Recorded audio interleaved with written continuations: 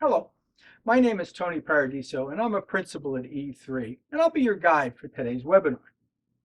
E3 stands for Everyone Enhancing the Environment. We chose that tagline because Community Solar is the first solar program that allows everyone to participate and benefit from solar energy. I want to thank all the employees and friends of Cumberland County Federal Credit Union for taking the time to view this webinar. Despite all the media attention, we know most consumers still have questions and remain skeptical. We'll do our best to address those questions and hopefully convince you that community solar is good for both the environment and you, the consumer. So what's up with all those mailers? I mean, besides being generally annoying and environmentally unfriendly. Save 15%, go green, cancel at any time. Really? Okay, let's address this issue head on. The natural reaction when someone tells you that you can support green energy, reduce your cost of electricity, pay nothing, and cancel at any time with no fee is, what's the catch? Or it sounds too good to be true. And most of the time you'd be right. But community solar is the exception that proves the rule, and you'll understand why by the end of this presentation. In fact, getting back to the concept of everyone enhancing the environment, community solar is democratizing solar energy. Most people can't take advantage of rooftop solar systems, but with community solar, everyone, renters, homeowners, and business owners, can participate and benefit. And there's nothing to install and no cost to subscribe. Understanding the origins of community solar is important to validating the credibility of the program. The program was created by legislation in 2018. As important, it is monitored by Maine's Public Utility Commission. That means how the program works is defined by law, and a government body is responsible to ensure everyone is playing by the rules. The legislation created two net energy billing or NEB programs. NEB is the official name of the program, but in the market, it's referred to as community solar. Just note that these terms are interchangeable. The kilowatt program is what most people will subscribe to, and it's the focus of this webinar.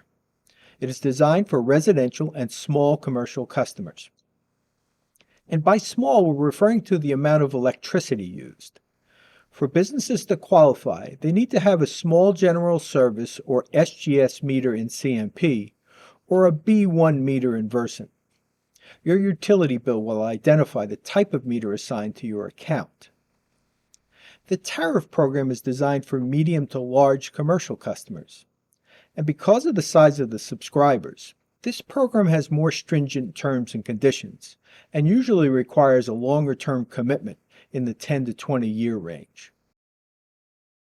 So how does the program work? The first step is for a developer to design and build the solar farm. I'm sure many of you have seen the one in gray off the Maine Turnpike. The next step is where our focus is, qualifying subscribers.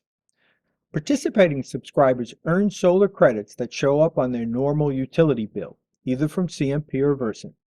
That's how the savings are determined. One question that often comes up is, how does the electricity from the solar farm get to my home or business? The answer is, it doesn't. The power generated from a community solar farm goes into the grid and offsets power that would normally be produced with fossil fuels. This is how community solar benefits the environment. The electricity generated from all the community solar farms is delivered by the utility like any other power generation source. Last point, subscribers will receive two bills, their normal bill from their existing utility and a second bill from the community solar farm developer's billing company. We'll explain this in more detail shortly. To further bolster the credibility of community solar, here are some notable subscribers that I'm sure all Mainers will recognize. LL Bean, Colby College, the City of Portland, York County, Pratt & Whitney, and the Maritime Academy, to name a few. In addition to addressing the questions about community solar, we think it's important for people in Maine to know who they are working with. Our company, E3, is based in Biddeford. We have been working with community solar subscribers since 2017 in Massachusetts and other states, but are now 100% focused on Maine. We have entered into a partnership with Boston-based Ampion, which is a public benefit corporation. A benefit corporation is a step up from a B Corp, and as such are required to report their overall social and environmental performance. So Ampion is serious about their company's social responsibility. So why participate? Or perhaps the better question is, why not participate? The two primary benefits from the program are its environmental contribution and the cost savings it provides to subscribers. The importance placed on these benefits depends on the subscriber. For most residential customers, the focus is more on the environmental benefits. For businesses, with their higher electricity usage, it's more the combination of cost savings and the environmental benefits. All right, let's address the primary benefits in more detail. When we look at the projected benefits for the entire community solar program in Maine, the numbers really add up. The program will help offset 514 million pounds of carbon dioxide and save subscribers nearly $5 million annually. Everyone's happy, except maybe CMP, which will make most consumers even happier. These savings were calculated before this year's rate increase, so the numbers may change a bit, but the chart will give you an idea of community solar's monetary benefit. Flashing back to those annoying mailings, you may recall that they tout a 15% savings, but this slide shows a lower percentage savings for many customers. Like many such marketing techniques, the mailings create somewhat of a false impression. The 15% discount is not on your entire bill. It is on the solar credits you receive. A number of fixed charges and the first 50 kilowatt hour charge for residential customers isn't part of the solar credit calculation. Because of this, the savings will approach 15% on an annual cost basis for larger customers, but for most residential customers, it will be less. Most homeowners' monthly electric bills are under $200, which means the annual savings would be in the $100 to $300 a year range. On an annual basis, this isn't life-changing, but if you took that money and socked it away for the 20-year life of the solar program, you'd accumulate a nice little nest egg. For an average customer, it would amount to $3,000 to $6,000. Now, if 20 years from now someone showed up at your door with a $5,000 check, I think you'd be doing the happy dance. Still, the program is just as much or more about supporting green energy than the money. Think of the money as the icing on the cake. It's time to confess. I told a little fib. There is one catch, and if you follow the money, you'll find it. You're already paying into the program. Yes, the money to fund the program comes from you, the ratepayers. Most of you probably don't spend much time dissecting the charges on your utility bill, but if you did, you'd find that there are many miscellaneous charges, some of which relate to environmental and energy efficiency programs. These charges amount to about 4% of your bill, give or take. The ones that are central to this discussion include the Renewable Resource Portfolio Requirements cost and the Efficiency Maine Trust or EMT charge. The Renewable Resource Portfolio charge is used to fund programs like community solar, whereas the EMT is used to fund energy efficiency and conservation programs. The Greenhouse Gas Initiative is a regional program aimed at reducing greenhouse gas emissions. To give you an idea of how these charges relate to Maine's environmental goals, most states have what is called a Renewable Portfolio Standard, or RPS. This is the target that the state has set for the amount of electricity that needs to be produced by emission-free sources. Maine's target is 80% by the year 2030 and 100% by the year 2050. And note, this isn't a wouldn't it be nice to make it kind of goal. It's defined by legislation, and it's the law. Let's review the basic terms of community solar. Ampion's subscription agreement has a 5-year term with a 2-year auto renew. That means your solar credit discount, which is based on your electricity consumption, is locked in for a minimum of 5 years. But here's an important point most companies won't mention. The contract allows Ampion and the solar farm owner to change the discount after the first 5 years. However, for all practical purposes, the 15% will likely stay in effect for as long as the agreement is in place and the farm is operating, which is projected to be 20 years. Now, I say for all practical purposes for 2 reasons. 1, the solar farm owners develop their 20-year financial projections for the project based on the 15% discount. And 2, it's more important to minimize subscriber churn than to risk alienating subscribers by reducing the discount. But even if they do, we're talking about savings, not out-of-pocket costs to you. If you get tired of saving money or helping the environment, you can terminate your subscription for any reason at any time by providing 180 days notice. The notice gives the solar farm owner time to handle the administrative logistics associated with removing and replacing a subscriber. Billing and payment. This is important. You will continue to receive your standard utility bill either from CMP or Versant, and you need to pay it. You'll then receive a second bill from Ampion for the discounted amount of the credits. This bill is payable by credit card or ACH. If I wanted to put a marketing spin on the billing and payment parameters, I'd tell you that the auto pay is actually a benefit because subscribers don't have to think about paying the second bill. I might also say that your cash flow is improved because you receive the credit value first, then pay the second bill about 30 days later. Both statements are true, but they aren't the real reason why auto pay is required. Here's some insight into the business side of community solar, and what I believe is the pragmatic reason for auto pay. It's required to protect the solar farm owner against non-payment. Solar farms cost millions of dollars to build, and the owners aren't making hedge fund money.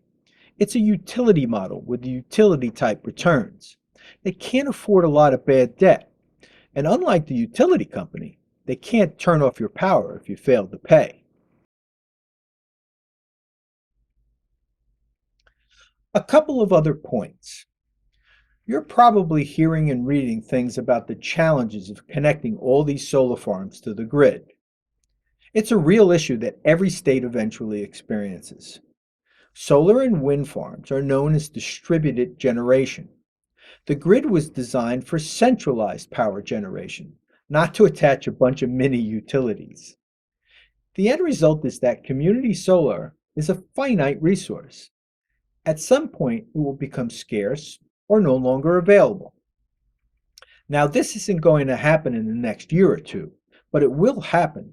So if you're interested, you don't want to wait too long. Lastly, community solar isn't like other products like TVs and phones, where you can hold out for a better deal. Community solar discounts tend to decline over time. In Massachusetts, the initial discounts were 20% or greater. Today, if you can find a farm to subscribe to, the discount will be in the 7 to 10% range. The reason for this decline is that as solar matures, the subsidies required to make it competitive to fossil fuels decline. And these subsidies are in part what funds subscriber discounts. We're using a CMP bill in this example, but we could have as easily used a Versant bill. This is what your standard CMP bill looks like. As a community solar subscriber, your utility bill will include one simple change. There will be a new line item that will list the value of your community solar credits. In this example, the credits are worth $100. This amount will be deducted from what you owe CMP. So instead of paying CMP $119.51 for the month, you'll pay them $19.51. Here's where the second bill and the 15% discount comes in. You'll get a second bill from Ampion for $85. This is your $100 solar credit less your 15% discount, which in this example equals $15. The sign-up process is fully electronic and fairly simple. The first step is to reach out to an E3 energy consultant and submit your electric bill for review. Because solar farms cost millions of dollars to build and maintain, there is a relatively modest credit requirement, and you'll need to agree to a soft credit check. This will have no impact on your credit, and we won't ask for any confidential information, such as your Social Security number. As we said before, you need to agree to pay by either credit card or ACH. There's a fee associated with credit cards, so we recommend using ACH. The final step is to complete a DocuSign process and set up your autopay. E3 offers several ways for individuals and companies to participate. Most companies allow people to sign up individually for their home or business. At E3, we've created 2 additional programs designed to help spread the word about community solar and offer additional financial incentives. Our referral program allows individuals to earn extra cash simply for providing referral sources. Our affiliate program is designed for organizations to enhance their community outreach efforts. If you're interested in either of these programs, just give us a call. It's easy to get started and to enroll.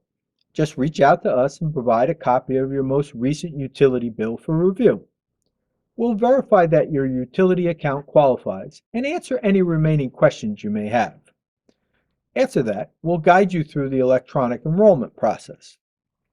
The application process takes about 15 minutes or so to complete and only requires basic information: name, address, utility account number, etc. The final step is to set up the autopay. For ACH payments, Ampion validates your account information by making 2 micro deposits to your account. And that's it. Thanks to everyone associated with Cumberland County Federal Credit Union. We want to thank the leadership team for participating in this outreach campaign and for generously donating all proceeds generated from subscriptions to ending hunger. We hope we've been able to answer your questions and convince you that by participating in community solar, both the environment and you will benefit. If you still have questions, don't hesitate to reach out to us. And if you're interested in learning more about renewable energy and the associated climate change issues, I write extensively on the topic on our Environmental Insights page. You can sign up for our blog at the link on the slide. Thanks again, and take care.